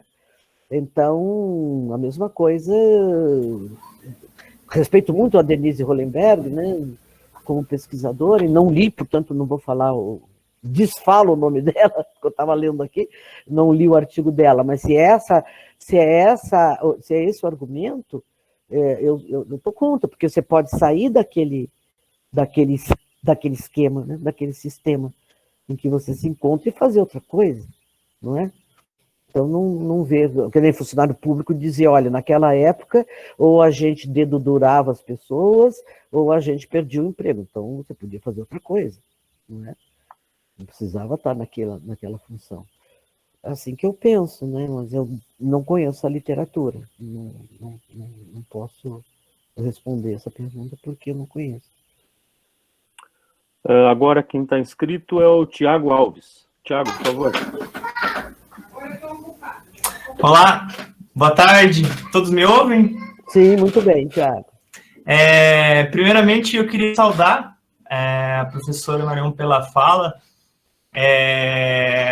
Foi uma exposição bem rica e que trouxe categorias e conceitos sobre moral e sobre política que eu desconhecia. Achei bem interessante. Também dizer que eu sou um novo membro, já foi citado, né, da linha como pós-doutorando, é uma felicidade para mim, é uma satisfação, e também já me coloco inteiramente à disposição de todos e todas para ajudar, colaborar como voluntário, trabalhar e fazer parcerias. Quero somar. Agradecer também ao professor Marcos, que sugeriu entrar em contato com a professora Roseli, que vai ser a minha orientadora. A minha questão, professora, é a seguinte: a literatura marxista, ela basicamente fez um debate em torno da moral burguesa e a moral bolchevique, ou a moral revolucionária. Se nós pegarmos, por exemplo, os autores trotskistas, principalmente, o Leon Trotsky, mas também aqui na Argentina, o Nahuel Moreno, eles escreveram livros para discutir essa questão, né? O Trotsky tem lá a questão do modo de vida, a nossa moral e a deles, moral e revolução, e o Moreno também tentou discutir isso na América Latina, né? E não dá para descartar a importância do Moreno no cenário latino-americano, até na própria fundação do Partido dos Trabalhadores, né, que houve uma relação, ele chegou a vir para o Brasil, foi preso. Então, eles focaram muito nessa discussão de desconstruir a moral burguesa, que seria tirana, desigual, corrupta, tacanha, que visa somente a exploração e o lucro, por uma nova moral, que seria a moral proletária ou a moral bolchevique. Mas, ao mesmo tempo, se a gente acompanhar a história da União Soviética, essa moral bolchevique, ela também pode ser questionável, né? A própria execução da família do czar é um exemplo trágico dessa moral. Os expurgos ocorridos no seio do Partido Comunista da União Soviética, a partir do momento que o Stalin assume, né? Exílios, prisões e assassinatos, e, inclusive, falsificação da história, apagando personagens por meio de um Photoshop ainda primitivo. E agora que tem sido revelado esse novo momento da história alemã, em que os oficiais, os soldados soviéticos ocuparam a Alemanha e estupraram massivamente as alemãs. Eu tenho até um relato de um alemão que vive em Florianópolis. A mãe dele precisou viver dentro da rede de esgoto por meses para não ser estuprada, violada pelas tropas soviéticas. Então, eu queria que a professora problematizasse um pouco sobre esse debate, se ele entra na sua preocupação de pesquisa, questionar essa moral também que teria sido constituída, né, por parte de alguns setores do marxismo, e até que ponto a esquerda brasileira, a resistência engajada, ligada ao marxismo, se baseou na moral dita bolchevique, ou se essa moral tem outras substâncias, né? A gente sabe que é uma grande teia, maoístas, castristas, leninistas, mas assim, até que ponto é uma única moral bolchevique partilhada por esses homens e mulheres que atuaram na resistência, ou se é possível pensar e ir além dessa visão, talvez que ingesse, né, o sentimento desses homens e mulheres que queriam lutar contra a ditadura. Essa é a minha questão. Uhum. Puxa vida, olha, eu não vejo uma possibilidade. A moral burguesa, sim, né? Individualista, se tirânica, não sei, mas há uma moral burguesa, sim, que vai se construindo, né, ao longo do tempo. Eu acho que é difícil construir uma moral na curtíssima duração, né? É como a Hannah Arendt fala, a moral como hábitos e costumes, sim, né? Porque parte da religião, então você tem uma religião cristã que se espraia no Ocidente como um todo, essa questão da consciência do que não fazer, né? E que vai, claro, o socialismo não consegue cortar tudo isso, nem mesmo na Rússia, né? A gente vê que com a redemocratização, enfim, com o fim do socialismo soviético, a Igreja Ortodoxa reaparece, né? Reaparece. Nunca desapareceu, mas enfim, ela ressurge no espaço público com bastante evidência, com bastante saliência. Eu acho difícil a gente criar uma moral da noite para o dia, né? No Brasil, o pouco que eu conheço dos partidos de esquerda, socialistas de esquerda, né, eles têm, sem dúvida nenhuma, uma moral própria, parte da solidariedade. Já a violência, não, né, porque os PCs, né, sempre atuaram com uma absoluta consciência de que eles eram minoritários e que eles tinham que fazer aliança com os partidos progressistas majoritários, até que eles conseguissem, né, como é que chama isso? Um maior número de votos. Não me lembro de... Aí você tem, né, algumas dissidências mais ou menos suicidas, né, como o PCBR, a luta armada, né, que foi muito pequena, né, que teve uma adesão muito pequena. Agora, partido de esquerda que realmente ganhou a eleição, que foi majoritário, foi o PT. E o PT, gente, agora que a gente está pegando fontes nas mãos, pelo menos a do The Space, e mesmo assim das comissões de verdade, que a gente vai observando as entrevistas, meu Deus, eu acho que a Igreja Católica devia pedir como é que é direitos autorais para os partidos de esquerda. É tudo ligado à teologia da libertação. Aí passa pelo José Serra, passa a Erundina, você vai olhando todo esse pessoal. Como é que você começou a sua militância? Na igreja, a teologia da libertação, né? É uma coisa assim, e todos eles depois viraram de esquerda. A gente tiver que fazer um estudo, mas é um estudo financiado com muita grana, porque é muita gente, né?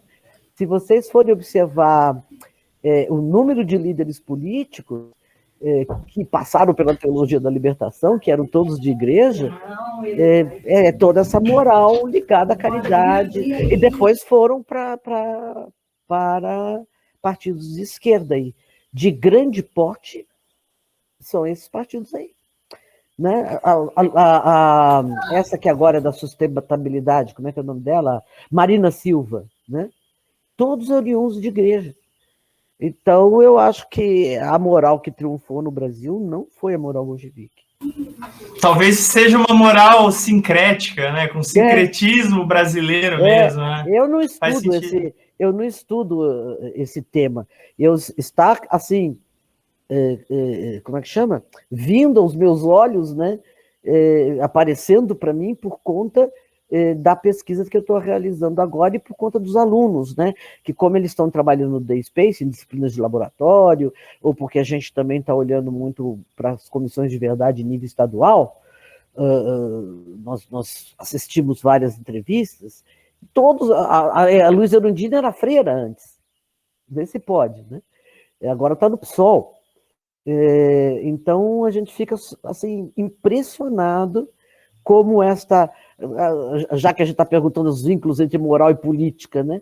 Como esta moral católica que foi para o campo, estava falando do Fuchs, né? Ele era um pastor luterano do movimento ecumênico, católico e luteranos, né? Todos ligados à teologia da libertação, todos, né?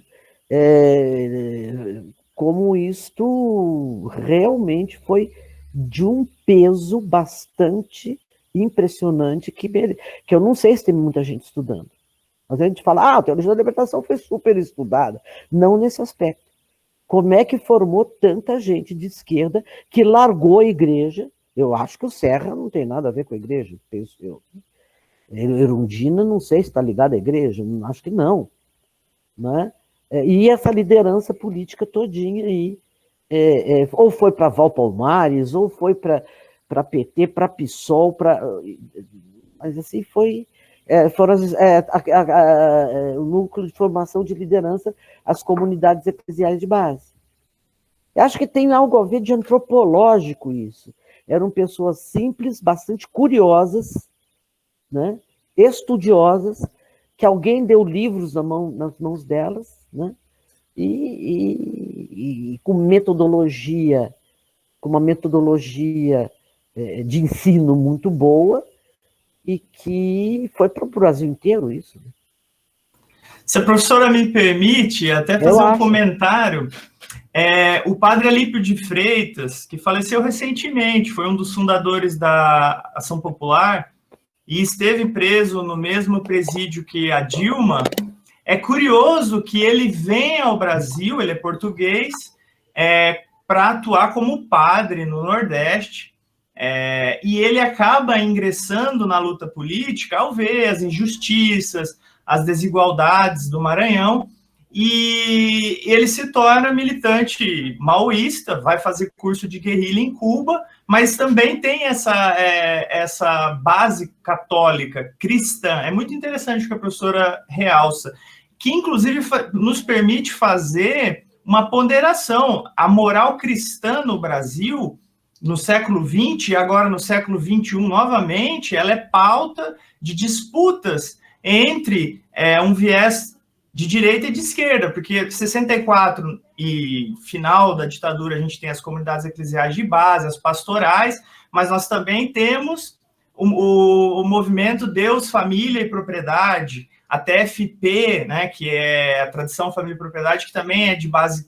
cristã, e hoje as igrejas neopentecostais e o cristianismo conservador, de direita. Então, o cristianismo no Brasil, ele, talvez no mundo, né, ele tem essas duas facetas, né, uma mais inclinada à transformação e outra à conservação. É bem interessante isso. Uhum.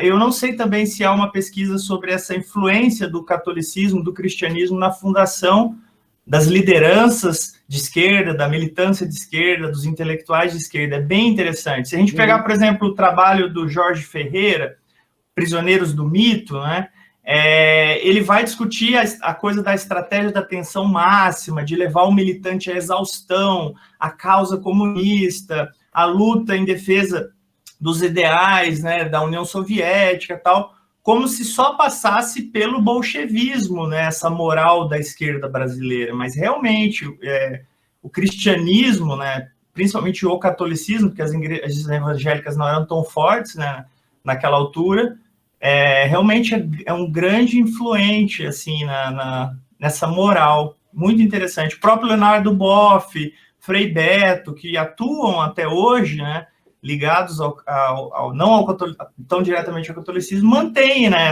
essa perspectiva da teologia da libertação. E se a gente pensar no Papa, no atual Papa, de certa forma, também, né? Realmente interessante esse apontamento, professor. Obrigado. Obrigado, Tiago. Obrigado, Marion. E o próximo inscrito é o Zias. E daí, acho que depois do Zias, nós podemos encerrar, que nós estamos quase batendo nas 2 horas de atividade, né?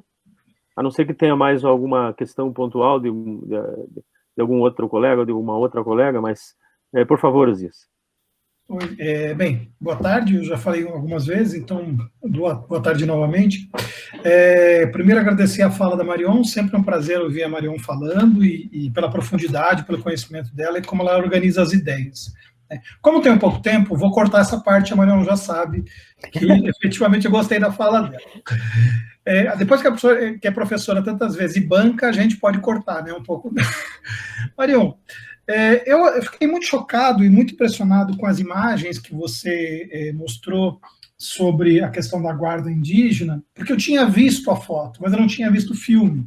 Eu não tinha tido a impressão do filme a partir do situar das problemáticas que você tinha trazido. E isso me chamou a atenção a um problema que me interessa, eu acho que vai tocar um pouco no que a Miliane falou, e aí eu já me explico o que eu quis dizer ali do pensador, porque senão eu coloco a Denise Roenberg numa encrenca que não é dela. Pois é. A Mili quis dizer.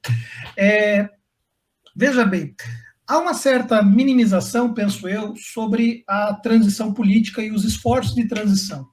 Como se a luta pela transição são ingênuos, a gente não conseguiu fazer a transição é só pelo alto, e a democracia pós-85 é quase a mesma coisa que o pré-85.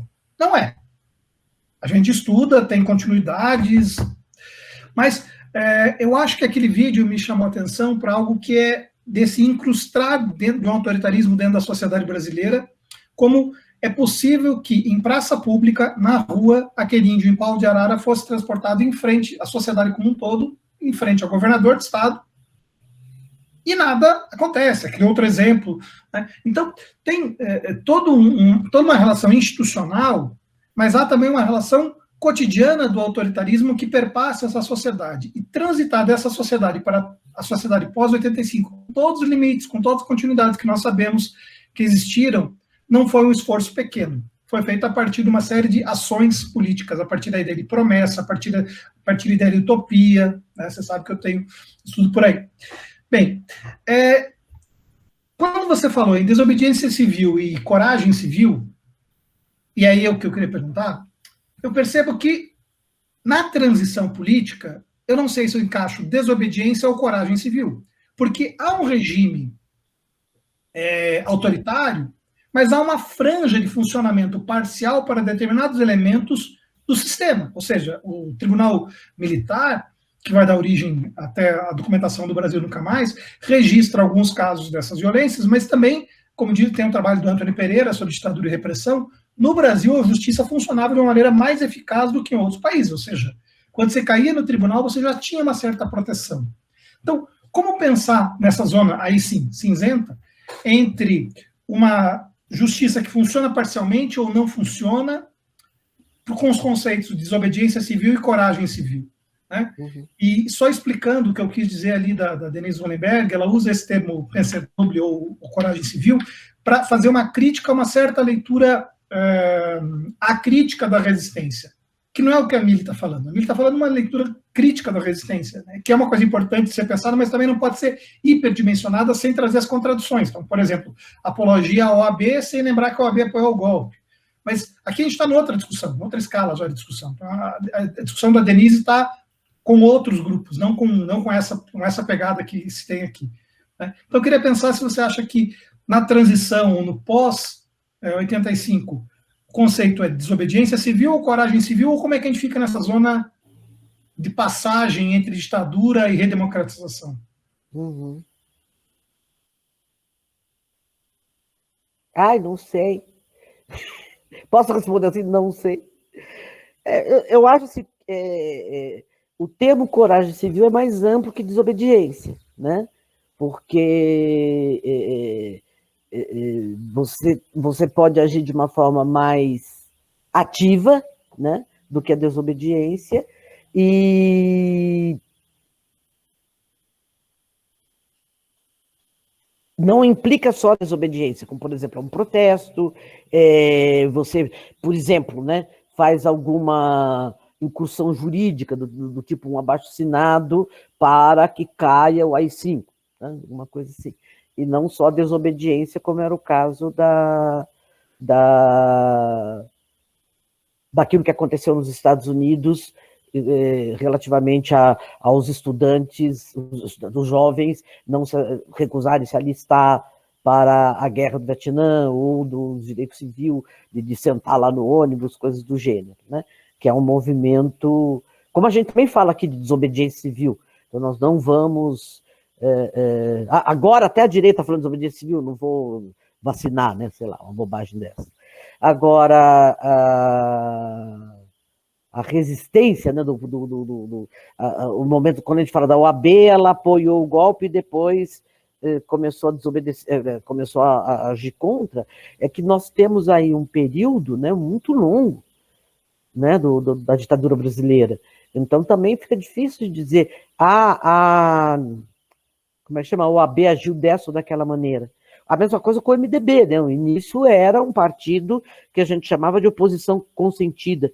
Depois ele próprio começou a mudar e a agir de uma forma efetivamente de oposição.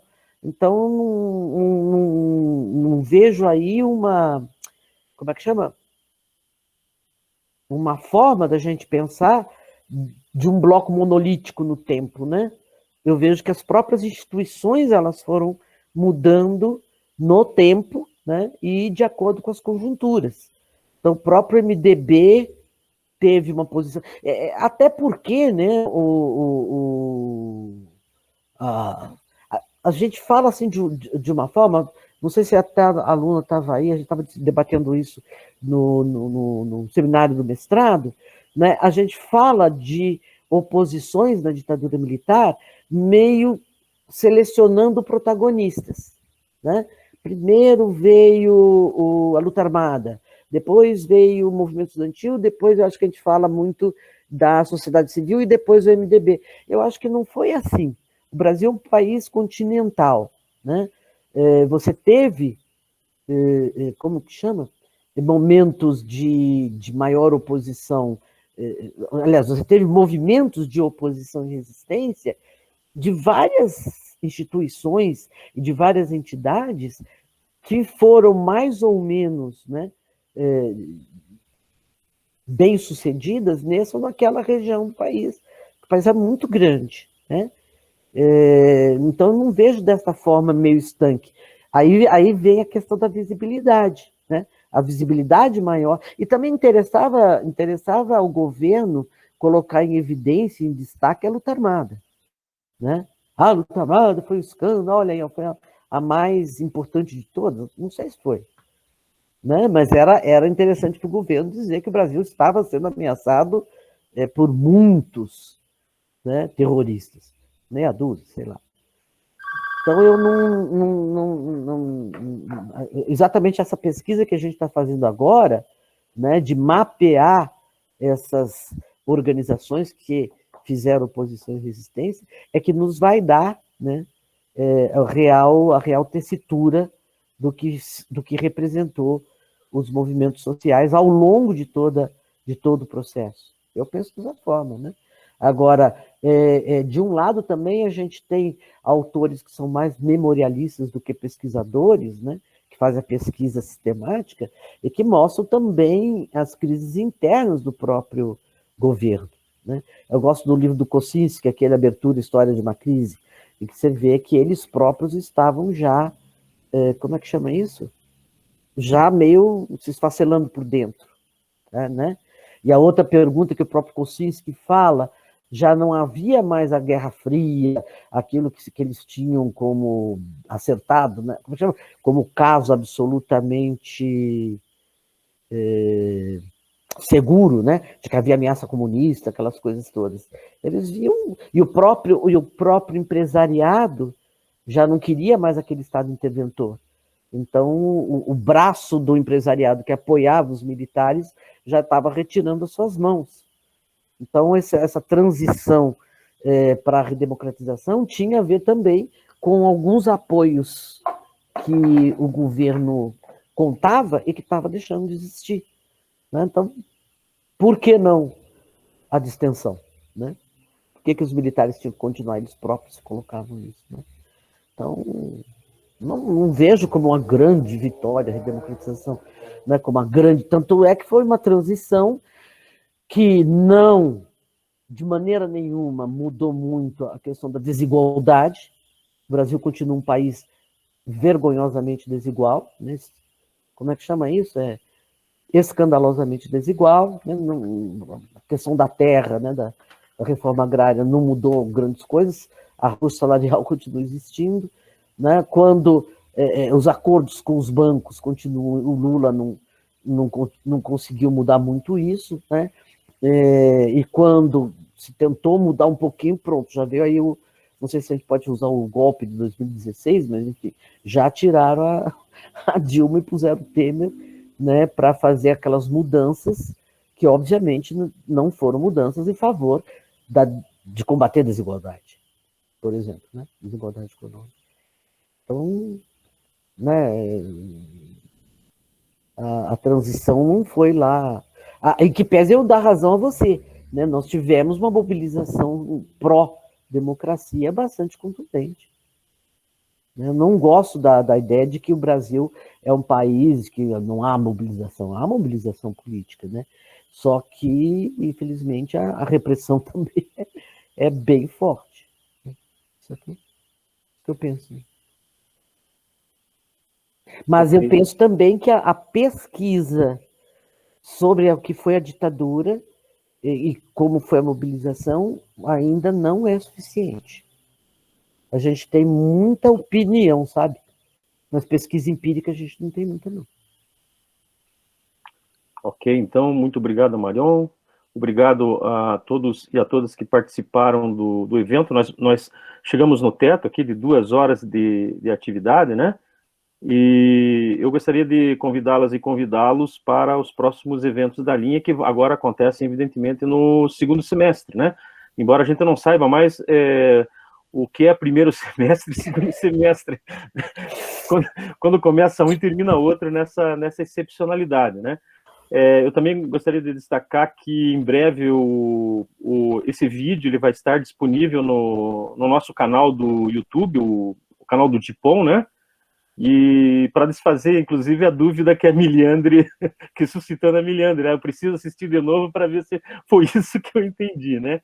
Então, novamente, agradeço a Marion pela belíssima exposição, apresentação, agradeço às pessoas que participaram, que fizeram intervenções com questões, e espero que o próximo evento da nossa linha, quem sabe ele possa até ser presencial. Vamos ver.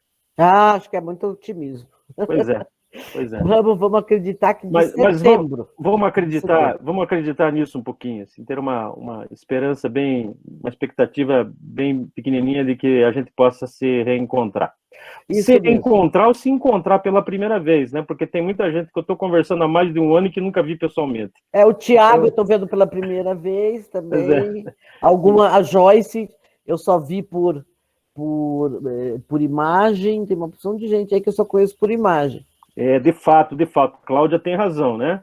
A vantagem de se fazer à distância é que todo mundo pode participar, mas de repente, Cláudia, mesmo numa situação presencial, a gente pode fazer híbrido. Um evento híbrido. Agora que nós estamos dominando todas essas terminologias da era digital, né? E hibridismo, modalidade remota, atividade síncrona e assíncrona. Né? Agora, eu gostaria de dizer para vocês assim, né, que eu apresentei isso aqui, e quando eu falo, eu acho que tem falta de pesquisa, eu também me coloco nesse lugar, né, que está faltando, a minha pesquisa também está faltando, porque eu ganhei a bolsa, etc. tal, e estou começando essa pesquisa. Vocês vejam que eu tenho 13,5 perfis, porque vou ver se o pastor Fux, que está bem de idade, me aceita. Eu, obviamente, tenho que esperar a pandemia passar para eu entrevistá-lo. Ele mora em Curitiba agora. E considerando que também 2 dos seus protagonistas, o Puttkamer, o Jasko Puttkamer e o Sérgio Ribeiro de Carvalho, também já faleceram. Já faleceram, aqui, né? mas sem documentação. Tem documentação, né? Mas aí até podia partir, se porventura estivessem vivos, podia partir até por uma história oral aí, entrevistá-los e tal. Não, mas vou achar mais gente, vou achar mais gente. Mas estou dizendo que a minha pesquisa está verde, está totalmente verde. Né? Pessoal, então, muito obrigado a todas e a todos e esperamos nos rever em breve. Um abraço. Até, tchau, gente. Obrigada pela atenção. Tchau.